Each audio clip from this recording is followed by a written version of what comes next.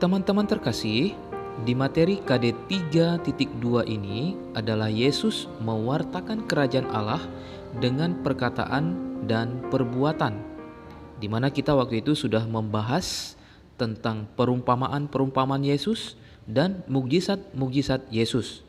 Nah, kali ini sebagai bentuk penugasannya, saya minta teman-teman menceritakan kembali salah satu perumpamaan atau salah satu mukjizat yang Yesus lakukan dengan kalimat sendiri.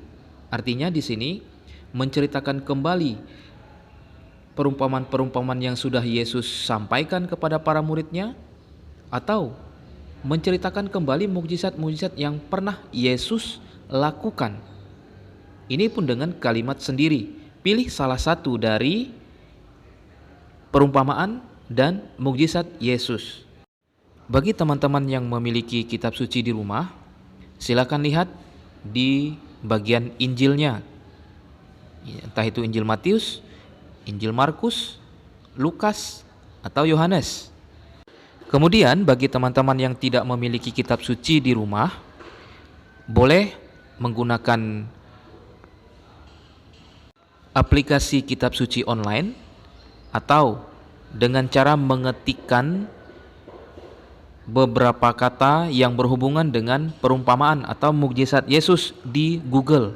Nah, berikut ini contohnya atau langkah-langkah untuk mencari perumpamaan atau mukjizat Yesus di internet.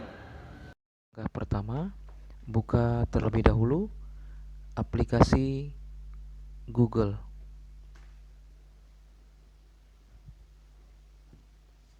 Nah, kemudian karena kita akan mencari perumpamaan Yesus, maka kita ketik perumpamaan Yesus.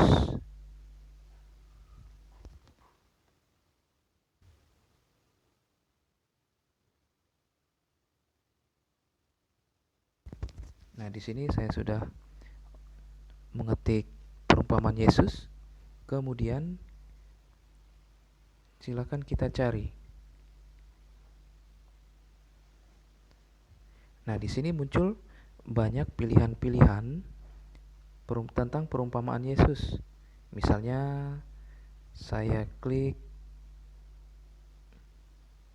nah ini, perumpamaan-perumpamaan dalam ajaran Yesus. Saya klik, kemudian munculnya, nah ini hasil dari penelusuran tadi. Nah, lihat di sini. Tinggal klik perumpamaan tentang anak-anak, perumpamaan tentang penabur, perumpamaan tentang benih yang tumbuh, perumpamaan tentang lalang di antara gandum dan sebagainya. Masih banyak pilihan-pilihan lain lagi. Nah, ini tentang perumpamaan. Kemudian kita cari mukjizat. Kembali seperti yang tadi. Kembali di pencarian tadi.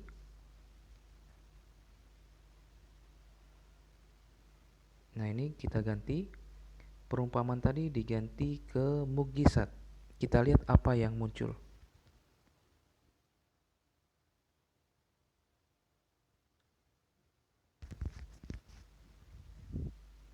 Ya. Nah, ini tentang mukjizat Yesus. Banyak. 10 mukjizat Yesus. Dan banyak lagi, silakan dipilih. Nah, untuk menentukan mana yang mudah untuk diceritakan kembali, berarti harus dibaca terlebih dahulu. Nah, ini berkaitan dengan mukjizat-mukjizat Yesus. Oke, selamat mencoba. Silahkan dilakukan mana yang terbaik. Pastikan perumpamaan dan mukjizat yang dipilih merupakan perumpamaan dan mukjizat yang mudah dipahami atau yang mudah untuk diceritakan kembali dengan kalimat sendiri. Nah, berikut ini saya akan menunjukkan langkah-langkah pengerjaannya. Yang pertama, tentukan dulu perumpamaan dan mukjizat itu. Yang tadi saya sampaikan, entah itu sumbernya dari buku kitab suci atau kitab suci yang ada di rumah, atau tadi menggunakan metode mencari di internet. Lalu dibaca dulu dan dipahami isi dari yang sudah dipilih itu, entah itu memilih perumpamaan atau memilih mukjizat. Nah, kemudian coba diceritakan kembali dulu tanpa melihat atau tanpa membaca teks kitab suci. Kemudian jika sudah lancar berceritanya, nah silahkan teman-teman persiapkan kamera handphone atau kamera yang lainnya untuk proses perekaman dalam bentuk video.